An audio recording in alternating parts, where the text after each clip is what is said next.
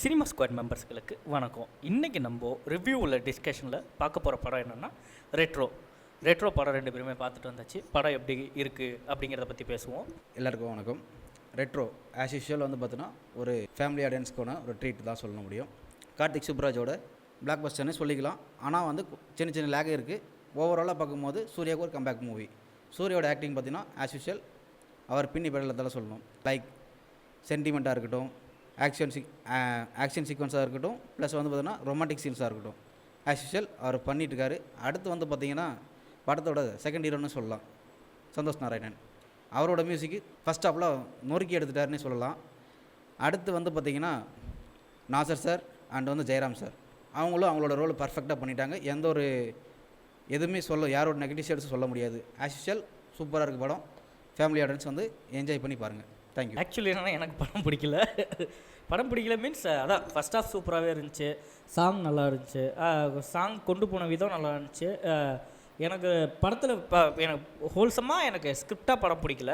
But ஆனால் என்னென்னலாம் பிடிச்சிருந்துச்சி, நிறைய விஷயம் பிடிச்சதெல்லாம் என்னென்னா அது பார்த்திங்கன்னா சாங் பண்ணது நல்லா இருந்துச்சு. அப்புறம் எப்பயும் போல் கண்டிப்பாக வர வேண்டிய ஒன்று பழைய பாடல்கள் ஒன்று போட்டால் தான் இன்றைக்கி புது படங்கள் ரிலீஸ் ஆகும். ஸோ பழைய பாடல்கள் ஒன்று போட்டாங்க, அதுவும் நல்லா இருந்துச்சு. சூர்யாவோட ஃபைட் சீன்ஸ் எல்லாமே ரொம்ப நல்லா கோரியோ பண்ணியிருந்தாங்க. ஃபைட்ஸ் எல்லாமே என்னென்னா கொஞ்சம் ஸ்டன்ட்ஸ் எல்லாமே ரொம்ப பார்க்க நேச்சுரலாக இருந்துச்சு. இப்போ ஒரு ஆள் வந்து பார்த்திங்கன்னா 10 பேரை மேலே அடிக்கிறாங்க, 20 பேர் அடிக்கிறாங்கன்னா படத்தெல்லாம் பார்க்க முடியாது. நம்மளுக்கே ஒரு இது தோணும், என்னடா வந்தால் பட்டு எல்லாத்தையும் போட்டு அடிச்சிட்ருக்காங்க அப்படின்னு இருக்கும். ஆனால் இந்த படத்தில் அந்த மாதிரி இல்லை. கொஞ்சம் காம்ப்ரமைஸ் பண்ணுற மாதிரியான ஃபைட்ஸ் தான் நிறைய இருந்துச்சு. அதெல்லாமே நான் வரவேற்கத்தக்கதாக. ஒர்க் அவுட் ஆகாதுன்னு பார்த்தீங்கன்னா செகண்ட் ஹாஃபில் வர ஃபஸ்ட்டு 10 மினிட்ஸ், லாஸ்ட்டு 10 மினிட்ஸ் அது ரொம்ப இதுவாக இருந்துச்சு.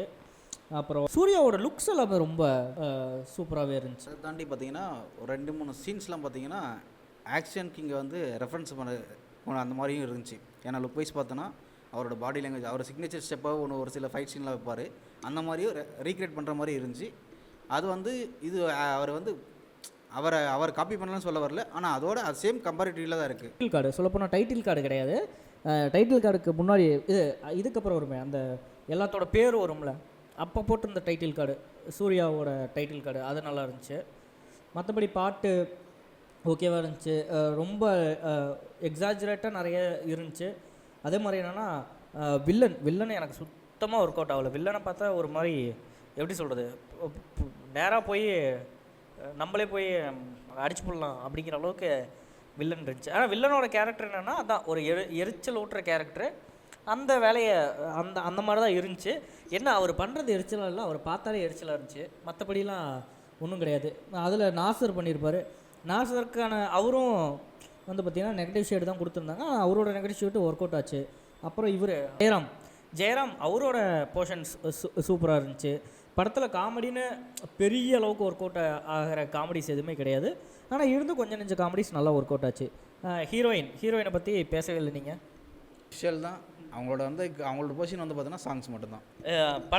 படம் லவ் ஃபிலிமு, ஆனால் ஃபுல்லாக ஆக்ஷனாக இருக்கும். உங்களுக்கு லவ் போர்ஷன் ஒர்க் அவுட் ஆச்சானு? First half okay, second half வந்து லேகிங் தான். ஃபஸ்ட் ஆஃப் ஆல் ஹீரோயின் வந்ததுமே ஃபஸ்ட் ஹாஃப் நல்லா இருந்துச்சு. ஃபஸ்ட் ஹாஃப் வந்து சூப்பராக கொண்டு போச்சு. செகண்ட் ஹாஃப் வந்து ஹீரோயினுக்கு அந்தளவுக்கு இம்பார்ட்டன்ஸ் கொடுக்கல.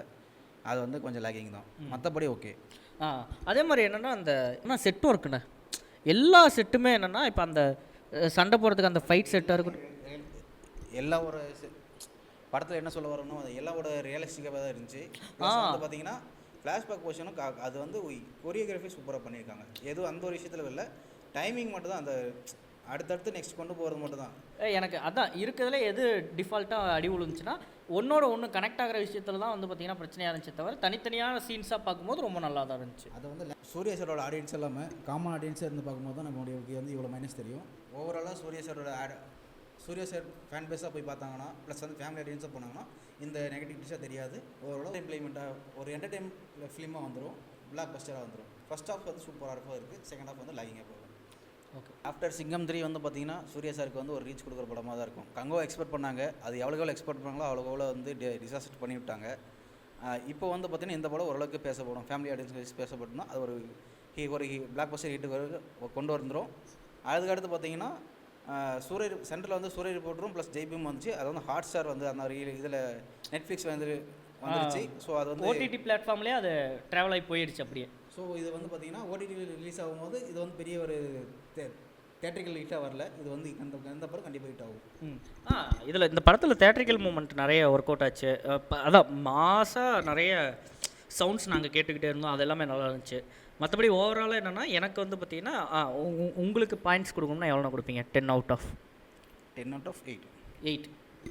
எனக்கு 50-50. எனக்கு அதான் ஃபஸ்ட் ஹாஃபில் எனக்கு பெருசாக குறை சொல்கிற அளவுக்குலாம் ஒன்றும் கிடையாது. செகண்ட் ஹாஃபில் எனக்கு பெருசாக நல்ல ஒப்பீனியன் சொல்கிறதுக்கு எதுவும் கிடையாது.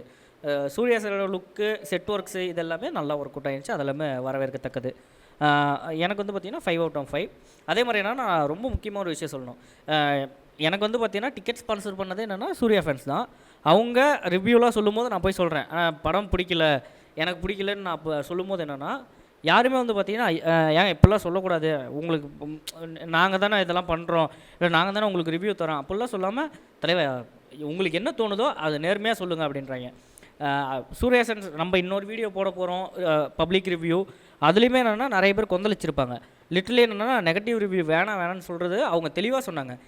உங்களுக்கு பிடிக்கலன்னு சொல்கிறது வேறு, ஒருத்தர் அடிக்கணுமேனு அடிக்காதீங்க, சூர்யாவை அப்படி அடிக்காதீங்கன்னு சொல்கிறதுல இந்த மாதிரியான ஜென்யூனான சூர்யா ஃபேன்ஸ் இருக்க வரைக்கும் அவங்களுக்காக படம் பண்ணலாம். நீங்கள் இந்த படம் சூர்யா சாரோட ஃபேன்ஸுக்கான படமாக சொன்னீங்கன்னா இதுக்கு நம்ம மார்க்கே கொடுக்க தேவையில்ல, ஃபேன்ஸுக்கு ரொம்ப பிடிச்ச படமாக இருக்கும். இதோட உங்களுக்கு எண்டு கார்டு போடுவது நம்ம சினிமா ஸ்குவாடு.